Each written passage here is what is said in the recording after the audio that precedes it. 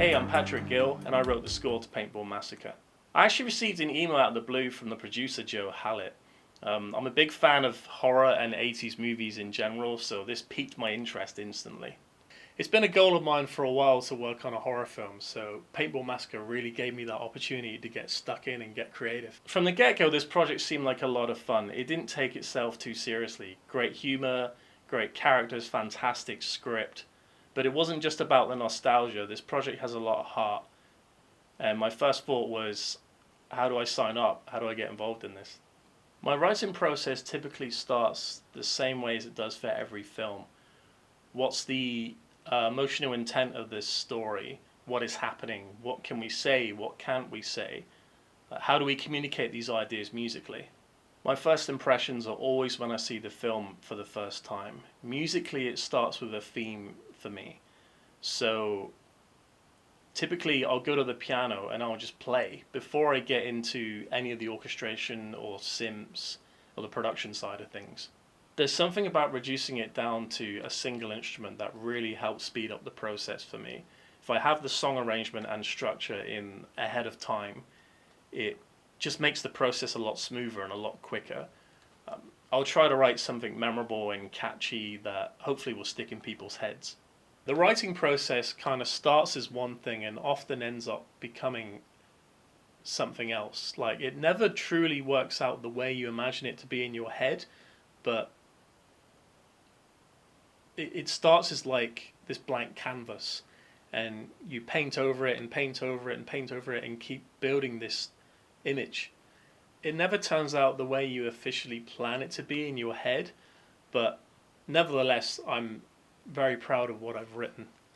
Typically the visual inspires the theme, but sometimes I'll have a pre-written idea that I can reconstruct.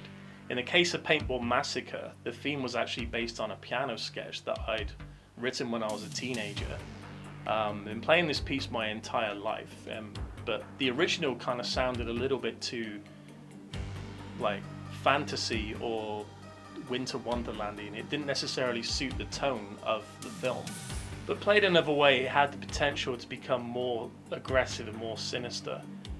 So ironically, this piano sketch ended up becoming the theme to Paintball Massacre. After initial discussions and conversations, my process is just to let the visual narrative dictate the musical direction. I'll try to put myself in the audience, in the cinema. Like, how do I react when I see these things on screen? When I'm scoring, I'm massively influenced by actors, the body language, the line deliveries, even down to small little details like the face expressions and little eye movements. Which is why I guess having the picture for me is so important. So I have to have that connection with what's happening. I can have these great ideas prior to scoring the film, which won't necessarily fit tonally until I actually see the picture. So I find that really helps to shape and mold things. I become very immersed in the world, in these characters. It's a journey that can sometimes consume my life. I'll start by watching a scene and putting in these musical hit points. Essentially laying down the framework, like kind of spotting the scene to see where things land with the drama. And from there I can get a rhythm and a pacing, and at that point start adding more instrumentation, more layers, and just build it from there. It was just school stuff. It wasn't serious. Oh, come on. You're not seriously considering this. There was a maths lesson where Carl ended up sitting next to me for whatever reason. And people were joking around, taking the piss, saying he had a boner. This is actually a track that I've written for a previous scene. It was the pub scene with conversation between Ben and the bartender. And the great thing about this is, like, when you start to build these layers and build this these ideas up, tonally you find that once you've established a premise, you're able to take some of those tracks and add them almost anywhere else in the picture, and for some strange reason it works. There were so many other little homages and motifs in this film, some of which were written seriously in tone, but were in the service of the comedy. We had Dan's motivational war speech, Sarah's love for Fast and Furious, the Massacre Woods paintball assemble shot, which is actually a homage to Ennio Morricone, and my dad actually featured on this piece. I mean, I'm terrible at whistling, really bad, so my dad is the only person I know that can actually whistle, so it was fun to get him involved in the studio here and actually record him whistling. These little moments kind of take us out of the world for a little bit and throw us into a completely different one, into the minds of these characters, for better or worse. For the killer's theme, I wanted to create this kind of atonal signature, something more sound design based, to get away from the conventional melodic stuff. We know very little about the killer's background, which makes him that much more unpredictable. The waterphone is this cool little instrument. It's essentially two plates welded together with these brass rods extending out, and a pipe that goes down the center. So you fill it with water, and this can be played in a variety of different ways. It can be struck like so, or you can bow it. I wanted to get out of the digital domain and do something creative and fun. So this project presenting the perfect opportunity for that. As I mentioned earlier about the killer being unpredictable, the waterphone by design can actually produce a lot of unpredictable tones when it's full of water. So yeah, this was a real great opportunity to really get creative and produce a lot of cool, eerie, twisted sounds. The waterphone represented the psychotic tendencies of the killer, all that fear and anxiety, so his theme was very much these metallic, obscure tones. It wasn't recorded to a beat or any kind of real timing. Melodically, it made no sense at all. It was just pure chaos. Some of this was recorded live, like I had the visuals in front of me and I would bow this live to what was happening, and other times it was all stuff that I pre-sampled prior to scoring the film. The other aspect came from the idea of like an enchanted forest. I mean, you get like these wind chimes that you typically hang from trees. So this was like a kind of a dark kind of play on that. This is like the killer's labyrinth in a sense, like with all the traps he's laid, like the mines and the coffin. This is like his playground of death. Other fun little things I did were just to take, say, scream sounds from the actual recordings of the actors and reintroduce them into the actual score. I also used the heartbeat in this film, this like rhythmic pulsing sound, to represent internal fear and anxiety of the group. These guys were like best friends at school, but the situation quickly lets you know how little empathy they actually have for each other. It's like that survival thing where everyone's literally thinking of themselves, and that kind of grey area and that coldness of humanity, the heart kind of stops. My favourite piece in this is probably the cue that I wrote for when the killer confronts Lauren Bryce. There's a few hints in the script that kind of suggest that the killer is infatuated with some of the girls in the group.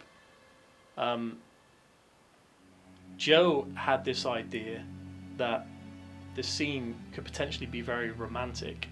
Then I had this light bulb moment where I figured, what if this entire sequence was like a play on emotions, like a way to highlight that innocence but also a disturbed nature of a psycho, and what if the music was kind of bringing those emotions out? How Ian Virgo played the killer, like as he approaches Lauren, it was quite interesting because you're not sure whether he's going to kill her, help her, or kiss her. And the music at that point is quite bittersweet. You're largely relaxed, but at the same time, you're very much on edge as to what's about to potentially happen next. Other favourites, I guess, would be the coffin sequence and the main theme. I was a child of the 80s and 90s, so I grew up with these movies that had these big, colourful and charismatic scores that really sort of helped to immerse you in the film, and you'd often come away humming the tune. Even in horror movies, you had these films like Nightmare on Elm Street, Candyman, Halloween, a lot of John Carpenter's movies, Predator, and just a lot of these were very renowned for having these big, catchy tunes. And they kind of went away at one point, so I really missed that era. So for Paintball Massacre, I guess, this was kind of like almost a homage or throwback to that era. The synthesizers weren't necessarily blended with the orchestration, they very much had their own little spotlights, so that was a key point in the inspiration for this score. I actually first knew about Joe back when I was working on Street Fighter Assassin's Fist. Joe provided a lot of stunt work for that movie, and we actually met at a promo event at Comic-Con in London. That was the first time I'd actually met him in person. Working with Joe was great. He really trusted me to just let me do what I do. I had a ton of creative freedom on this project.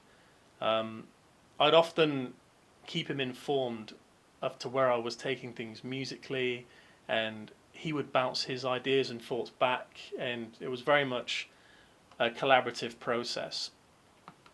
Joe is very conscientious and has a great idea of what works and what doesn't. As a composer, I rely heavily on that feedback, but for this project we were very fortunate to be on the same page creatively, which really helped with the process. If something doesn't work, we would come away, go back and rethink it, or sometimes we just come back tomorrow and do it all again. And that was the great thing about the collaboration. What I would do differently, probably sleep more, drink less or more caffeine, get more sunlight, get more exercise.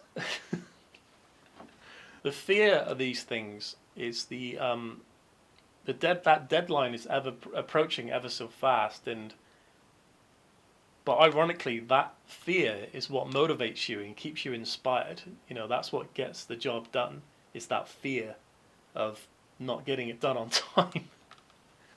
This was actually a personal best in terms of how quickly I got the work done. It was 3-4 weeks maybe at most when the writing process was finished, in about 3-4 weeks before I got into production and stuff. So that was probably the fastest I've written on any project to date. I was very fortunate to actually visit the set, which as a composer is very beneficial for me. It really helps to kind of put things into perspective, to actually physically be there. Got to meet a lot of the cast and crew, so I had a blast working on this project, and I really think this is going to surprise a lot of people.